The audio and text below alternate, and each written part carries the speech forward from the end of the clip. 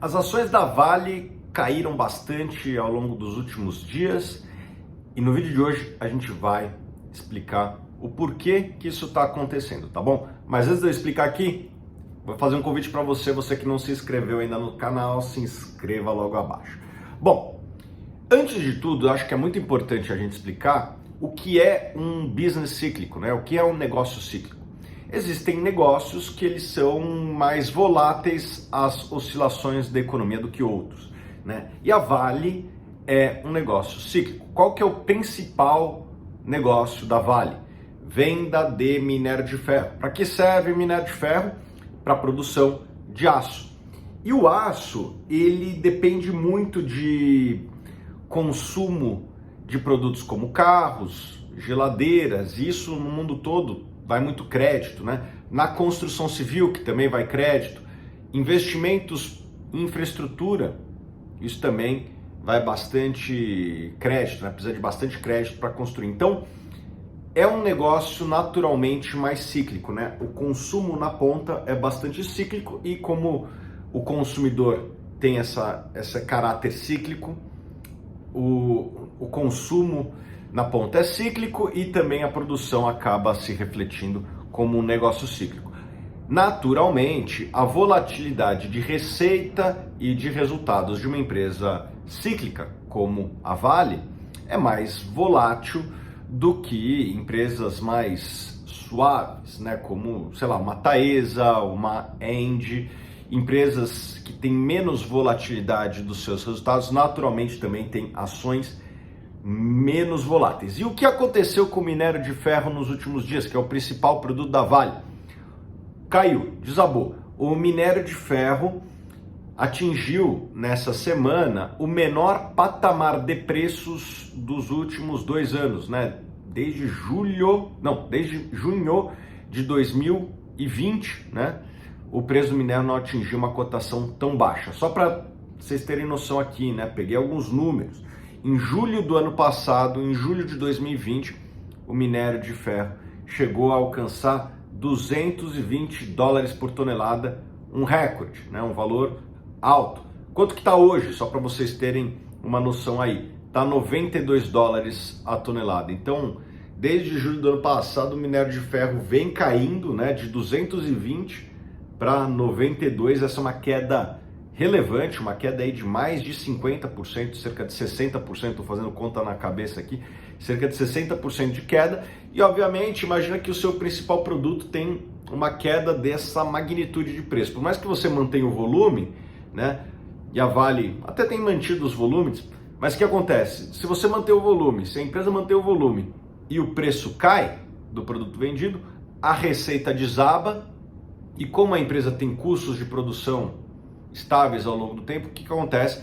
Se o seu custo ele é fixo ou pouco custo por tonelada, ele é estável, o que acontece com a sua margem quando o preço cai? Seu resultado cai mais ainda do que a queda do preço. Então, naturalmente, o resultado da Vale vai cair com o preço do minério de ferro e os investidores, já se antecipando essa queda, já começam a precificar para baixo as ações. Então, basicamente é isso que aconteceu. A queda do preço do minério de ferro vai reduzir os resultados da empresa e como reduz os resultados, as ações caem, né?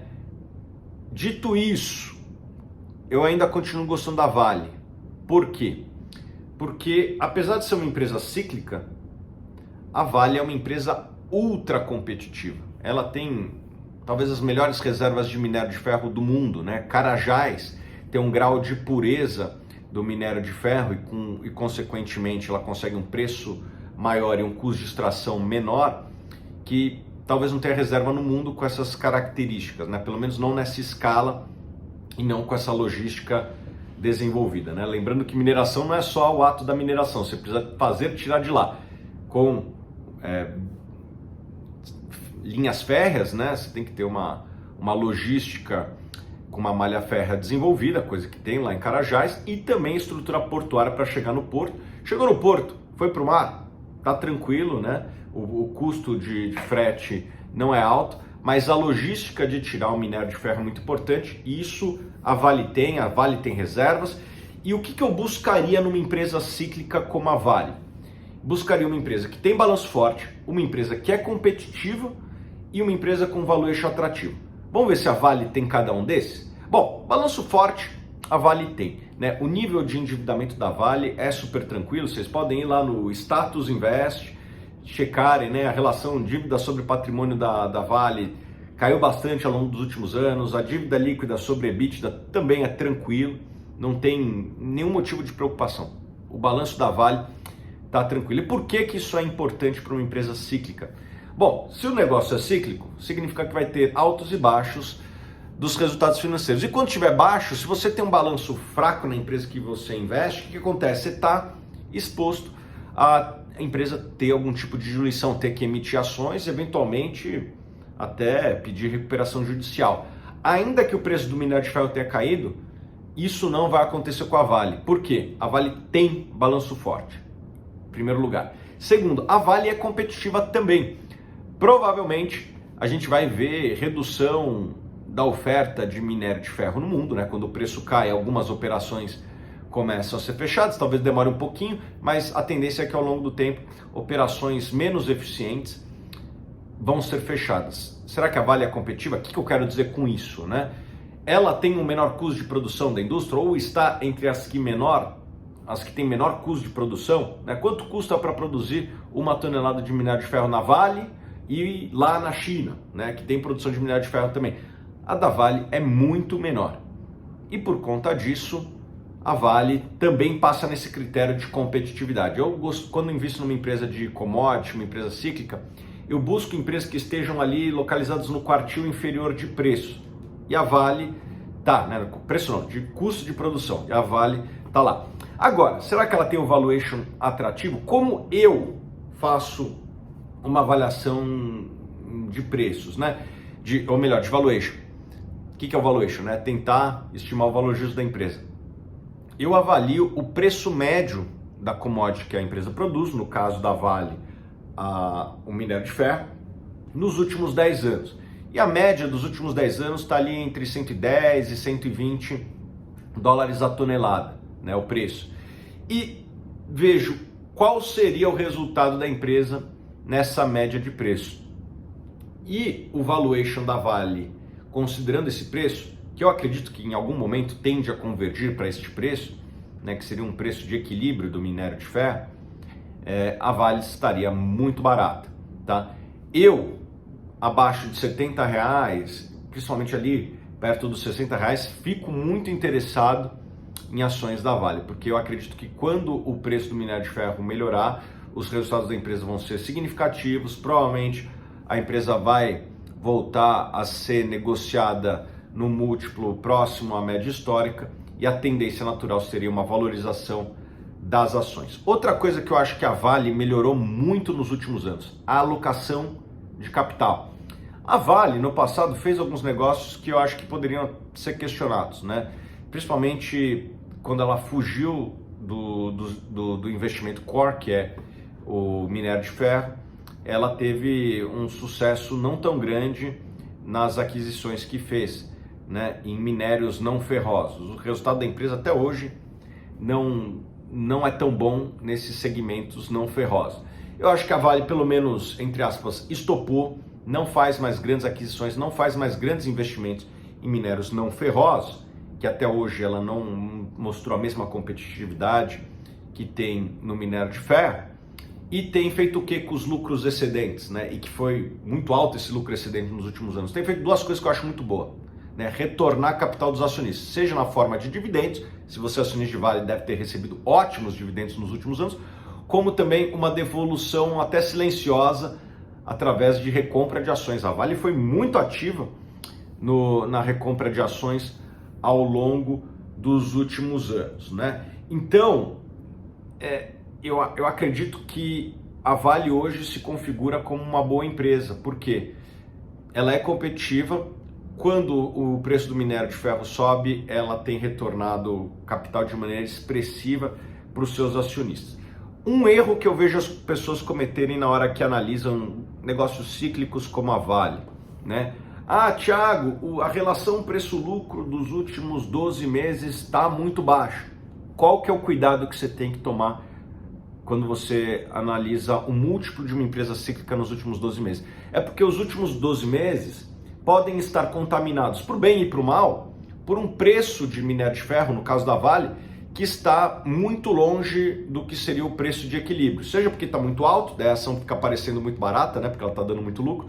Seja quando o preço do minério está muito baixo, o lucro está muito pequeno, né, e você está comparando esse lucro pequeno com o preço atual. Então, um negócio cíclico, você tem que tomar muito cuidado, né, na hora que você analisa múltiplos, quando você vai lá no Status Invest, né? Então, tome esse cuidado. Outro cuidado que você tem que ter na hora que você investe num negócio cíclico.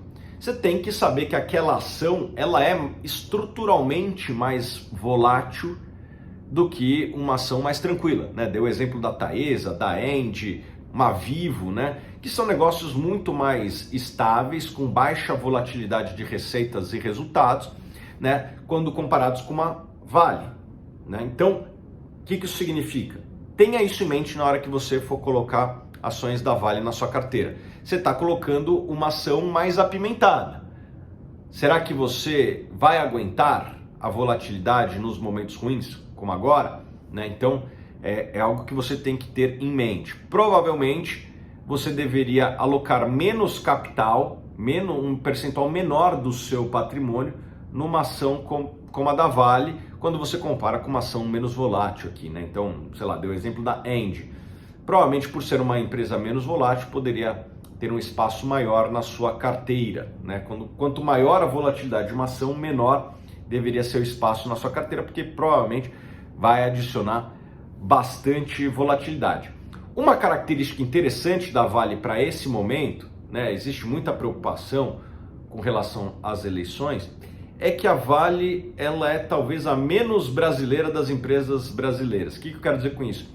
As vendas que ela faz no mercado local são praticamente inexpressivas, né? A Vale ela é uma empresa exportadora, ela vende na China, sei lá, 10 vezes mais, estou fazendo aqui uma estimativa de cabeça, tá? Mas é no mínimo umas 5 vezes mais para a China do que vende em solo nacional. Então, todas esses ruídos que existem no mercado interno, seja eleitoral agora, mas que é comum a gente ver, né? Brasília tem sempre surpresas que traz para os nossos investimentos. A Vale, em geral, é pouco afetada. Por quê? A demanda na ponta é muito mais de clientes no exterior do que clientes no mercado interno, né? Inclusive, o preço do minério de ferro ele é ditado pelo mercado chinês, né? Então, é uma empresa... Eu brinco que a Vale é uma empresa chinesa com sede no Brasil, porque os clientes dela são muito mais relevantes na China do que no Brasil. Então, de certa forma, uma empresa blindada, e você deve considerar isso também na hora que for alocar.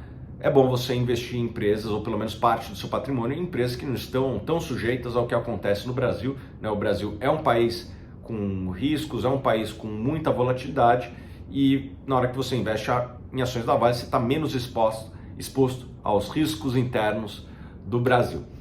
Pessoal, estamos aqui no meio da Black Friday, na verdade dando início à Black Friday aqui da Suno, tá bom? Vou botar aqui um link na descrição para você aproveitar a Black Friday da Suno. Todas as carteiras da Suno superam as médias de mercado. Se você quer ter acesso a análises de qualidade feita pelos melhores analistas do mercado, eu convido você a aproveitar as oportunidades que a gente está criando aqui na Black Friday da Suno. Vou botar o link na descrição para você não perder essa promoção, tá bom?